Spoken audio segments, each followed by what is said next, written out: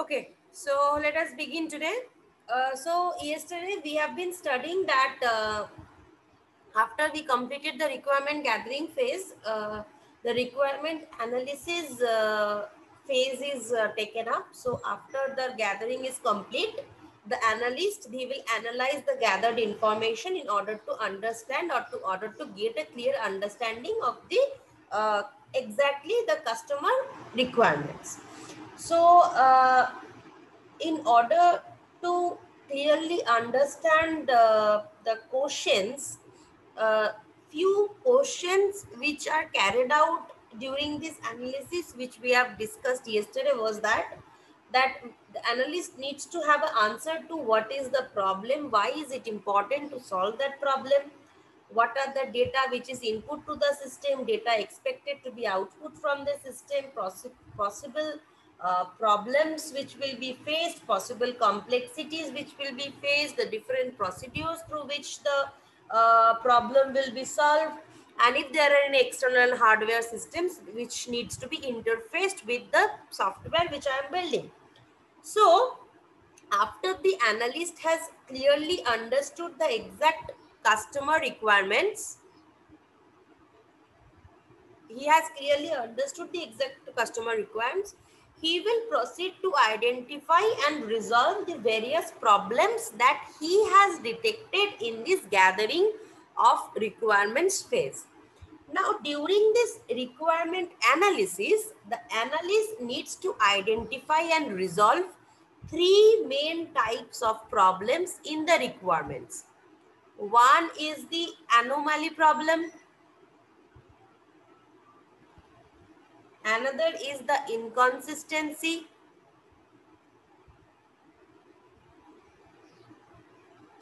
And another is the incompleteness. So these are the three main categories or three main types of problems which the analyst needs to identify and resolve. So one by one, we will study with examples of what these things actually mean with respect when I am talking about software engineering.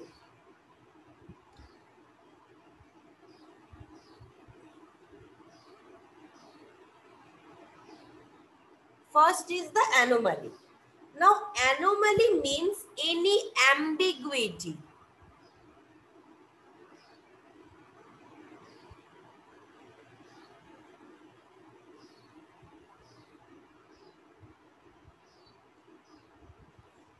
Any ambiguity in the requirement is termed as anomaly.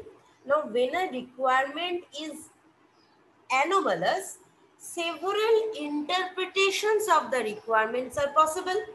So, any anomaly or any ambiguity in any of the requirements can lead to the development of an incorrect software.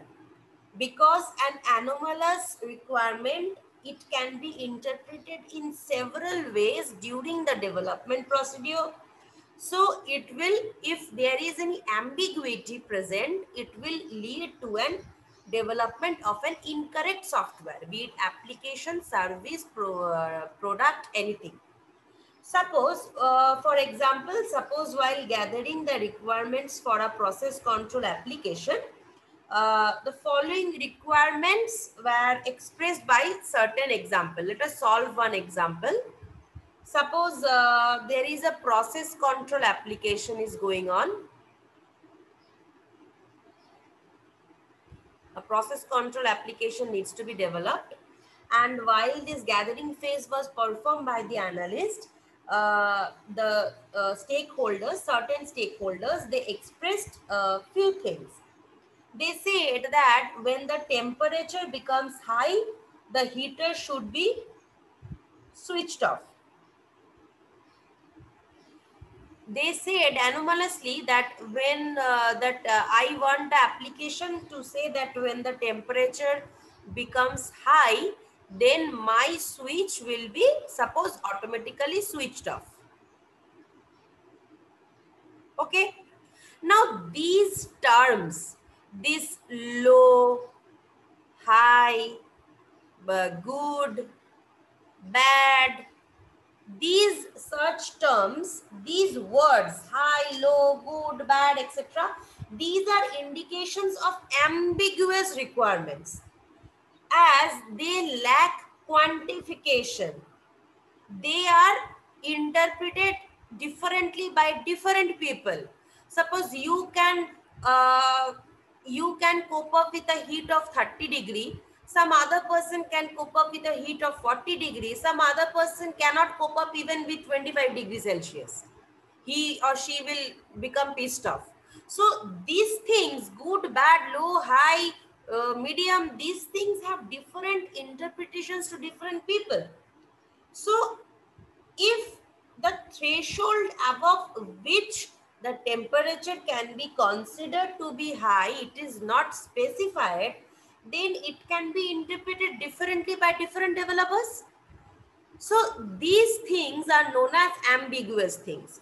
I cannot say any such ambiguity full of words. I will have to specify. I will have to say that if this inside room temperature goes beyond 40 degree, my alarm will go off. It goes below, if it goes below 10 degree, my alarm will go on. Like this, they will have to quantify their expression. They just cannot say it high, low, good, bad. I want a good application. I want a bad application like this. What do you want? You need to be very precise. You need to be correct. You need to be accurate. You need to be quantified. Okay. Suppose another example, if I am telling you,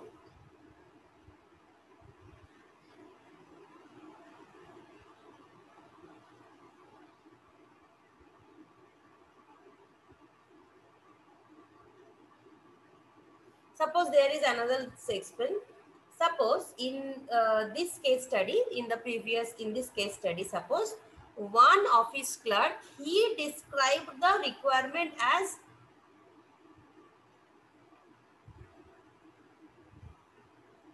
he describes that during this the case study which we were studying yesterday, we studied one automation of the office work of a CST department. Suppose in that case study, while interviewing the office clerk, he said that I want this application that during the final grade computation, if there is any student who scores a very low grade in a semester, then his parents would need to be informed. Now, again, this is an ambiguous requirement because it lacks well-defined criteria as to what can be considered as a low score, what can be considered as a low grade. We need to specify that if the student grades goes beyond 7 or beyond 6.5 GPA, then I will call his parents. So like this, they need to quantify. So this was about the meaning of ambiguous data. We cannot encourage any ambiguous data in our requirement gathering phase. If there is any ambiguous data, it needs to be weed out. Next is the inconsistency. He will have to deal with this problem, inconsistency. Now, two requirements, they are said to be inconsistent if one of the requirements contradicts the other. If suppose one requirement, it contradicts the other requirement, then I will say that the two requirements, they are inconsistent. Suppose, for example, uh, suppose two requirements are collected from two different stakeholders in the same process control application. The example which I was telling about the temperature, suppose in that process control application, two requirements were collected from two different stakeholders. One requirement is expressed that the furnace, it should be switched off when the temperature of the furnace, when the temperature is above 500 degrees Celsius. Fine. And another person telling that when the temperature of the furnace, it rises above 500 degree Celsius. So another person is telling when the temperature is above 500 degrees Celsius, then the water shower should be switched off.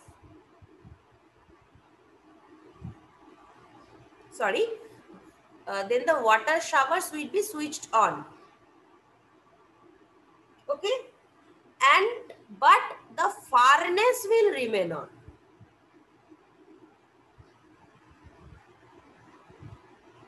So one person is telling that when the temperature is about 500 degrees Celsius, furnace will be switched off. Another person is taking no, when the temperature is above 500 degrees Celsius, furnace will remain as it is, but the water shower will be switched on. Now, these two requirements expressed by two different stakeholders, they are clearly inconsistent. Because if I program for this procedure, my furnace will be off, and if I program for this procedure, my furnace will be off. So I cannot program for A plus B situation together. So I cannot give priority on solving this query or solving this query. I will have to choose. So any such inconsistent data which contradicts with the other requirements, any such inconsistent requirements, it should be removed. Suppose another example, if I am telling you for the uh, office CSC department automation of the office software. Suppose one of the clerks, he will give the requirement that a student who is securing fail grades in 3 or more subjects, he will repeat a course over an entire semester, and he cannot credit any other course while he is repeating the course. And another person is saying that there is no provision for any student to repeat a semester. The student should clear the subject by taking it as an extra subject in any later semester. Then again, these two are contradictory. One person is taking that if a student is failing, he will have to repeat the courses. Another person is saying, no, there should not be any provision to fail. He should clear the subject by taking extra subject in the later on semesters. One person is taking first the subjects he has failed in, he need to reappear for exam, he need to clear, and then he can register a course for the next semester that is ongoing with supply in few subjects. He cannot register for second next semester. But the other person is saying no, he can register for the next semester provided he will clear these subjects which he or she has failed in this ongoing semester. So again, these two requirements are contradictory to each other. So these are the example of inconsistent requirements which need to be weed out or cancel out. Next is incompleteness.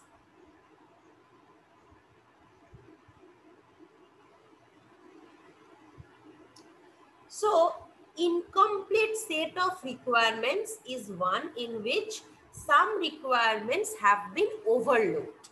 So the lack of these features, it will be felt by the customer later on. Possibly it may be happen that while using the software, he will feel that few features have been left, it not have been prepared. So often incompleteness is often caused by the inability of the customer to visualize the system which is to be developed and to anticipate all the features that would be required beforehand.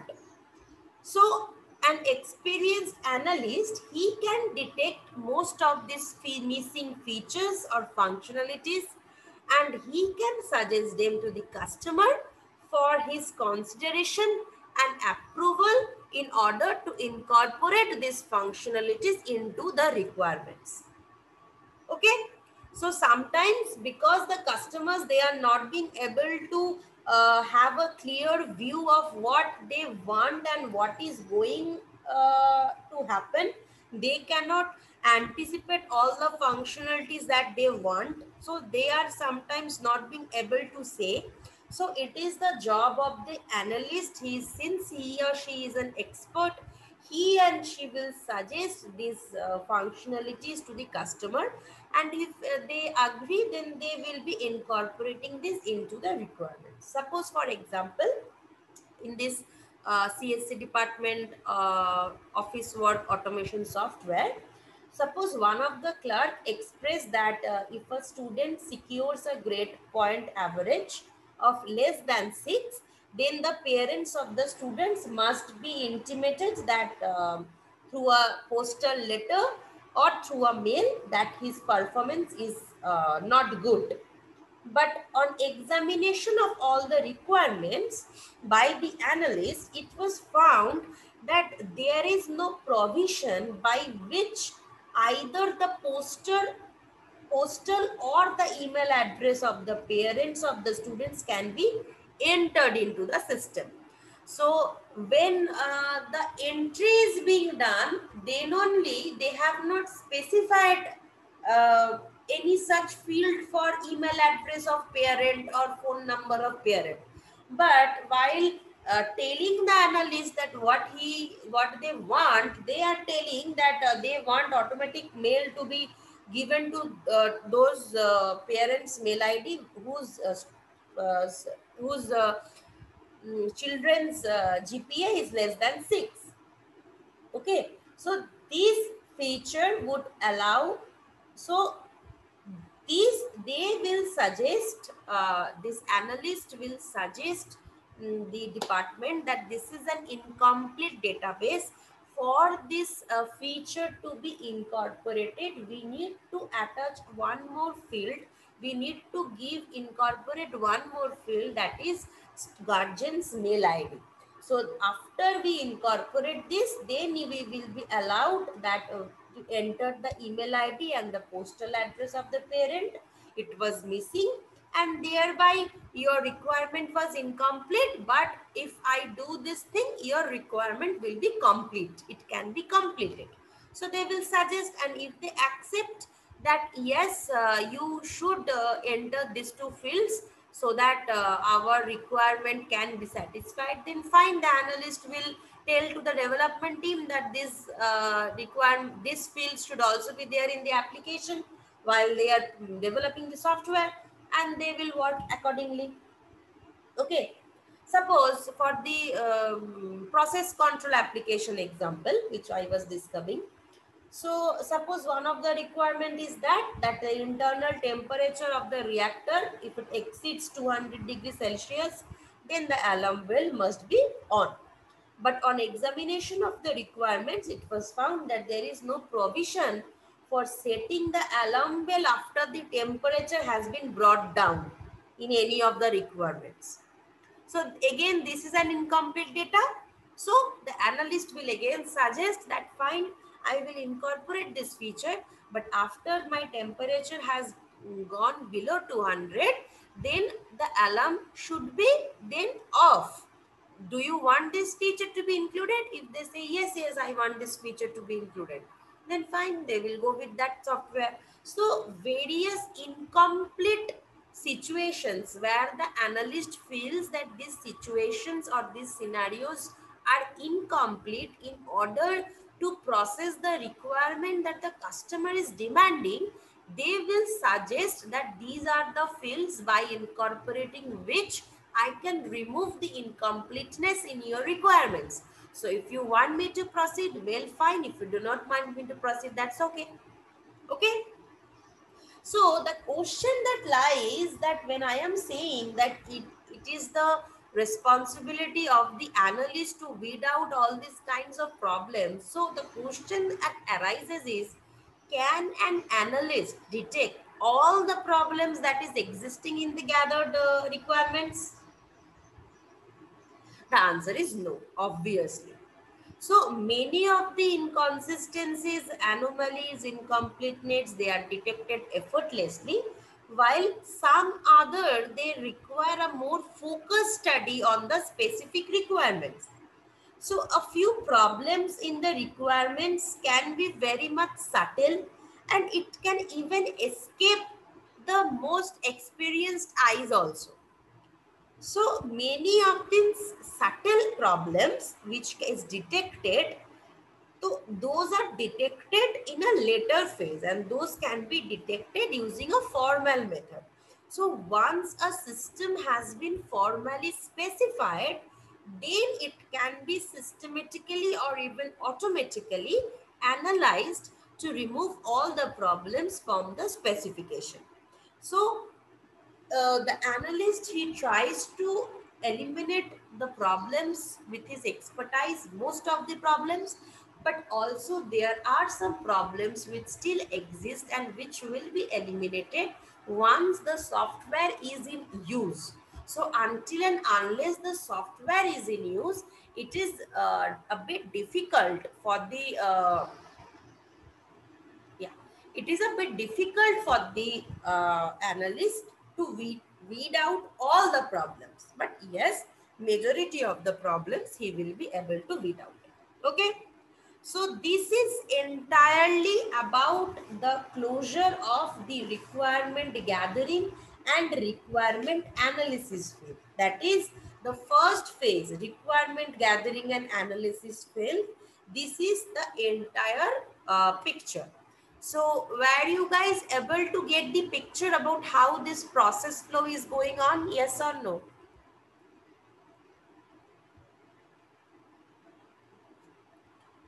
Are you guys Yes, able ma'am. to get Yes, this? ma'am. Okay, so do you have any queries?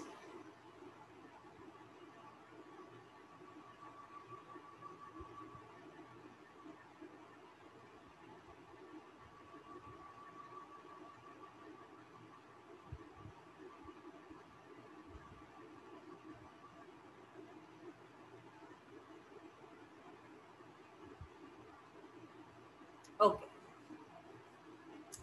So software requirement specification, that is the SRS document. So after the analyst has gathered all the required information regarding the software to be developed, and the analyst has removed all the incompleteness, inconsistencies and anomalies from the specification, that is after the requirement gathering and analysis phase is over, he will start to systematically organize the requirements in the form of an SRS document. So after the requirements gathering plus analysis phase is over, the analyst, he will start.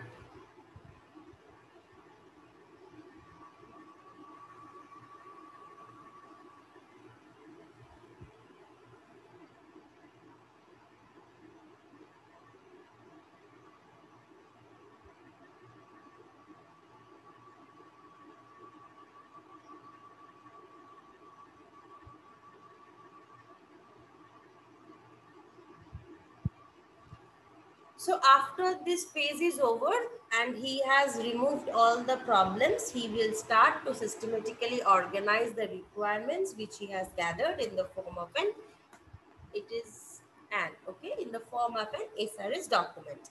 Now this SRS document, it usually contains all the user requirements in a structured and informal manner. So this SRS document, it will contain basically all the user requirements.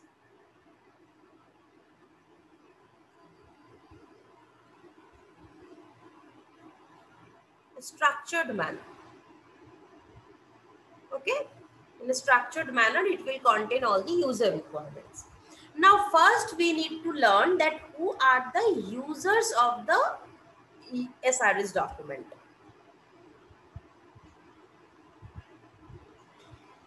Uh, and one thing just I forgot to mention that among all the documents that are produced during a software development life cycle, SRS document, which you have already learned, is probably the most important document and is the toughest to write. One reason for this is that the SRS document is expected to cover all the needs of a wide variety of audience. So, since it needs to cover the needs of a wide variety of audience and the customers, definitely it is the most difficult task to do. Next, we will learn it. Who are the users of the SRS document?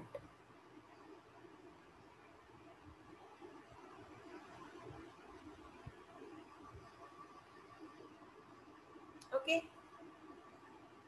So, users for SRS document first can be the customers, the customers, the marketing personnel.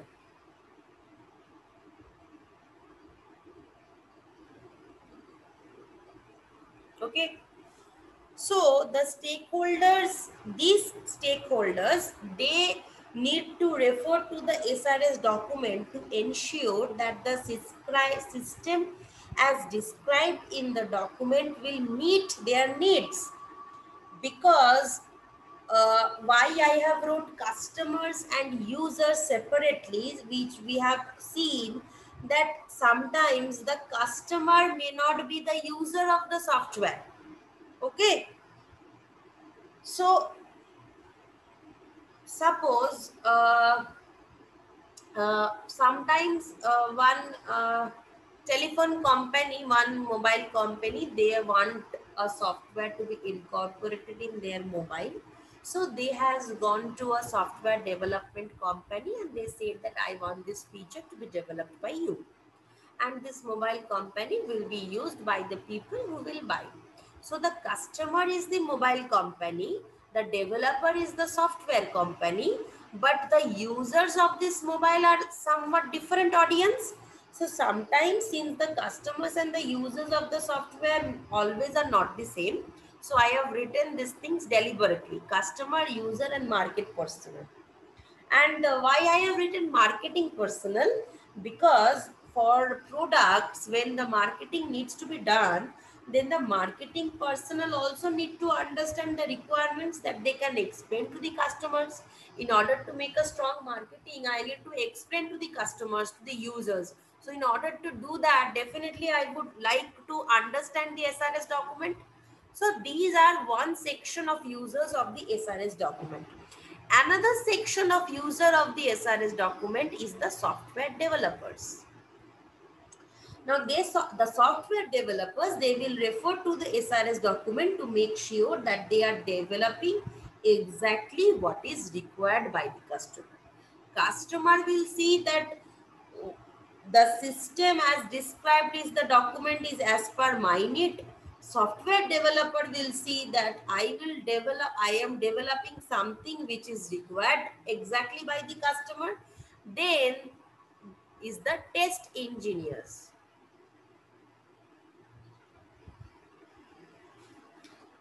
So the test engineers, they will use this SRS document to understand that the functionalities, features, whatever test cases, they are based or they can be written to validate its working. So what software is built, they will have to based on those, they will have to write the test cases in order to validate, in order to test its working procedure. So they need the required functionality to be clearly described. They need the input output data to be clearly identified so that they can build their own test cases in order to test the software which is built. So customers will see that what I have said, that is done. Software developers will see that what I am making, that is asked to make. Test engineers will see that what has been made, and he will write his test cases to check or to test or to validate the working of the software by seeing the SRS document. Next is the user documentation writers.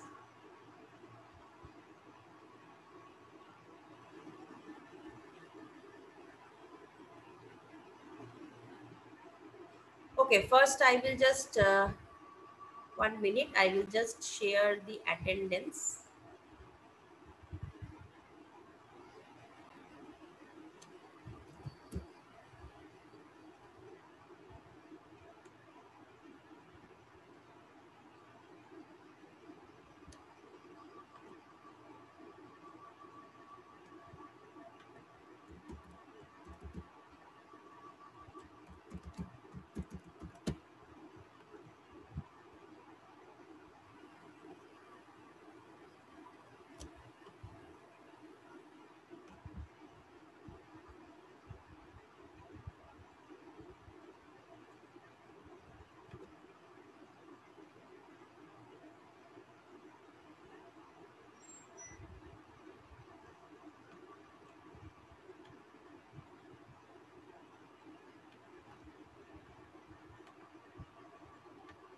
Okay, everyone, first give your attendance and then we will continue with the class.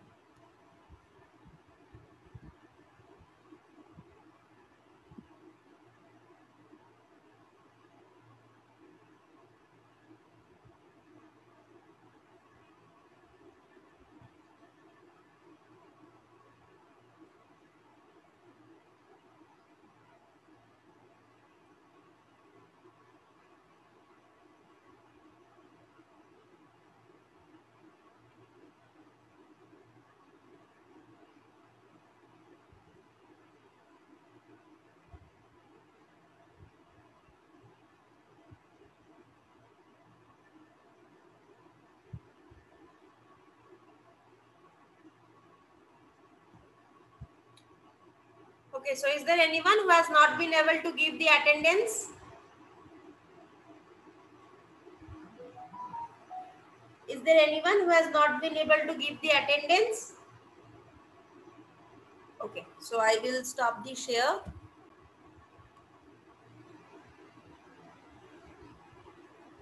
Okay, so the user documentation writers, they need to read the SRS document to ensure that they understand the features of the product well enough to be able to write the user manual. So in order to write the user manual, they also need to understand that what is exactly the functionalities of the product which is being developed or which is developed. So they also need to understand the SRS document very clearly. Next is the project managers.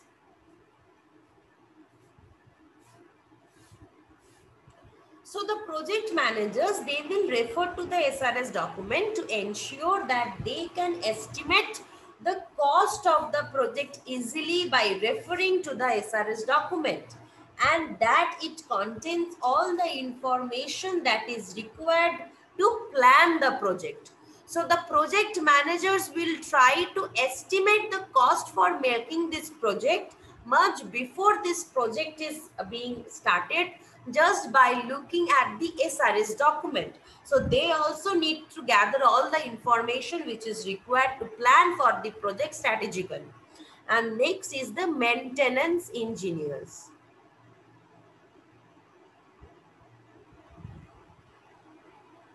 Okay, so the SRS document, this will help the maintenance engineers to understand the functionalities which are supported by the system. So a clear knowledge of the functionalities can help them to understand the design, the code, the problem, the error in which code, which needs to be corrected, which needs to be done.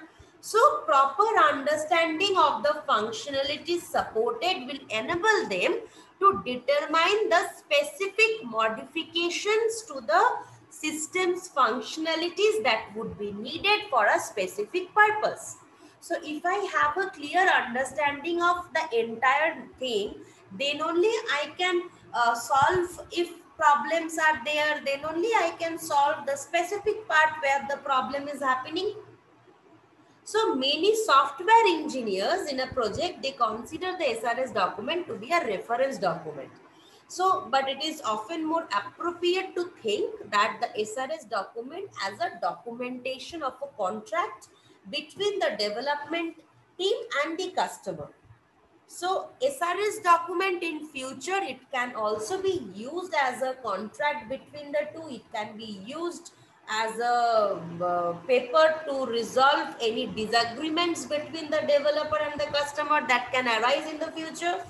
So it can, this SRS document, it can be used as a contract between the two. It can be used as a legal document in order to settle the disputes between the customer and the developer in the court of law.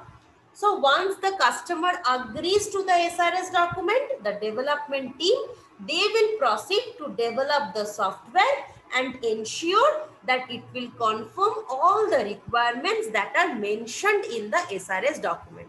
So these are the section of the people who for different purposes, they use the SRS documents. And once the SRS document is agreed upon by the customer, the development team will proceed to develop the software. And it will ensure that all the requirements mentioned in the document is met. Okay.